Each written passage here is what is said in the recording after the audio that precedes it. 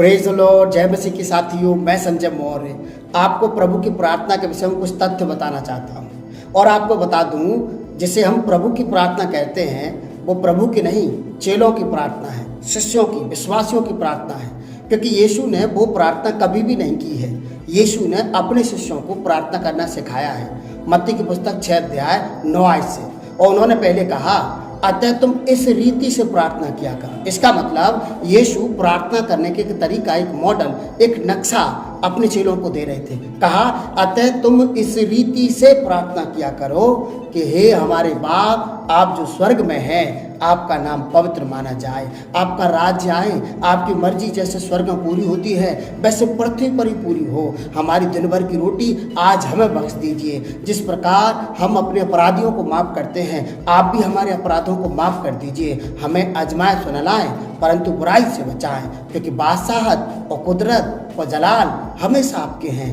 आमीन। यीशु ने अपने चेलों को ये प्रार्थना करना सिखाया है। यीशु ने कहा, अतः तुम इस रीति से प्रार्थना किया करो। हम ज़्यादातर लोग क्या दुआ कर रहे हैं? हम उसे प्रार्थना मानते हैं जो हम मांगते रहते हैं। हम घुटने टेकते, आँख बंद करते मांगना शुरू कर देते हैं और हम उसे प्रार्थना कहते हैं। ये परफेक्ट प्रेयर नहीं है। कई एक लोग तो घंटों घंटों प्रार्थना करते हैं, पर उस प्रार्थना में क्या होता है? वो घंटों घंटों मांगते ही रहते हैं। वो इबादत नहीं करते, परमेश्वर की हमद सिताइश नहीं करते, परमेश्वर की इच्छा की पूर्ति के लिए दुआ नहीं करते। हम ज़्यादातर मसीह लोग अपनी इच्छा की पूर्ति के लिए प्रार्थना कर रहे हैं। और इसीलिए यीशु ने अपने शिष्यों को प्रार्थना करना सिखाया है। एक मॉडल, एक ढांचा, एक नक्शा दिया है। यीशु ने जब ये प्रार्थना सिखाई तो कहा, कहो हे हमारे पिता, तू जो स्वर्ग में है, तेरा नाम पवित्र माना जाए। मतलब जब आप प्रार्थना करते हैं, पहले खुदा की हमदो सिताइश करिए, प्रशंसा करिए, मांगना शुरू मत करिए और उसमें ये बात शामिल करिए कि फिर भी प्रभु मेरी नहीं,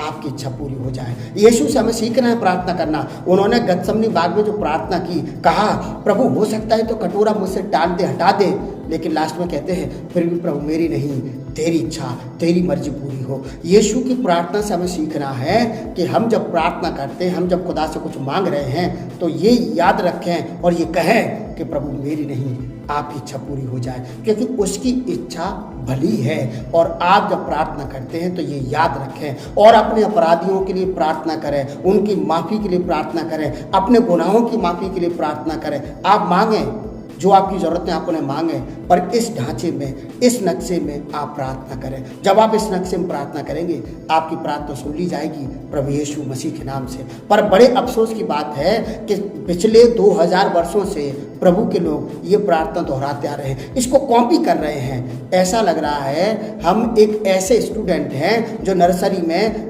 A for Apple, B for ball सीखने के बाद 10वीं क्लास में भी यही सीख रहे हैं। बड़े अफसोस की बात है, आज भी हम वहीं अटके हुए हैं। आज भी हम प्रार्थना करना नहीं सीख पाए हैं, यदि हम सिर्फ उसी प्रार्थना को कर रहे हैं। यीशु ने कहा, अतः तुम इस रीति से प्रार्थना किया करो। हम नहीं समझ पाए, चेले समझ गए। इसीलिए मत्ती की पुस्तक 6 अध्याय से प्रकाशित बाग की लास्ट आयत तक यीशु के चेलों ने ये प्रार्थना कहीं भी नहीं दोहराई है।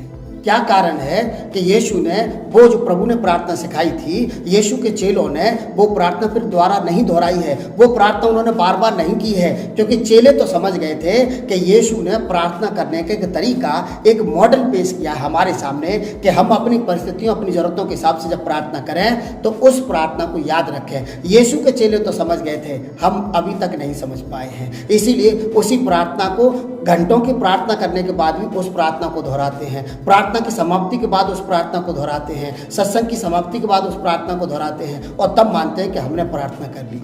हम रटी हुई प्रार्थना कर रहे हैं। हम वो प्रार्थना कर रहे हैं जो यीशु ने कभी कहा ही नहीं कि आपको ये प्रार्थना करनी है। यीशु ने ये नहीं कहा कि ये प्रार्थना करनी है। यीशु ने कहा, अतः तुम इस रीति से प्रार्थना करनी है, इस तरीके से प्रार्थना करनी है, इस प्रार्थना को नहीं करना है। पर हम मसीह लोग उसी प्रार्थनाओं कर रहे हैं। कहीं न कहीं हम प्रभु की प्रार्थना को, अर्थात चेलों की प्रार्थना को नहीं समझ पाए हैं। मैं ये नहीं कह रहा हूँ कि आप इस प्रार्थना को मत करिए, पर आप जो पर्सनली दुआएं करते हैं इस ढांचे में करिए, इस नक्शे में करिए, आपकी प्रार्थना सुन ली जाएंगी प्रभु यीशु मसीह के नाम से। और मैं आपको बता दूं, जब आप प्रार्थना करते हैं अपनी प्रार्थना का मूल्यांकन करिए कि प्रभु मेरी प्रार्थना को उत्तर क्यों दे, क्योंकि यदि हम अपनी इच्छा की पूर्ति के लिए प्रार्थना कर रहे हैं तो वो सुनी जाने वाली नहीं है।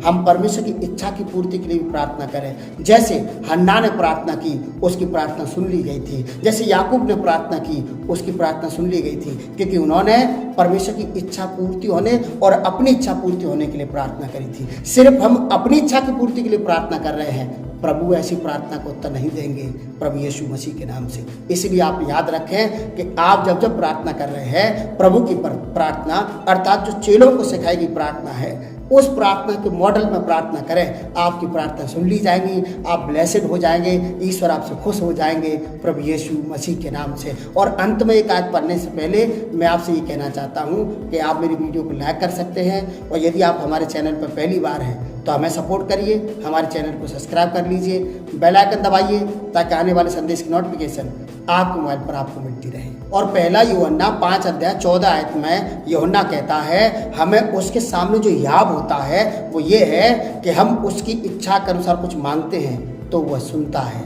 बाइबल साफ शब्दों में कहती है वो कब सुनता है, जब हम उसकी इच्छा के अनुसार मांगते हैं। जब आप प्रार्थना कर रहे हैं, मूल्यांकन करिए कि मेरी और आपकी प्रार्थना उसकी इच्छा पूर्ति कर रही है या नहीं, और यदि उसकी इच्छा में भी आपकी प्रार्थना है तो आपकी प्रार्थना सुन ली जाएगी। प्रभु की प्रार्थना नहीं, चेलों की प्रार्थना करिए और उस मॉडल में प्रार्थना करिए, then you will be blessed. God bless you.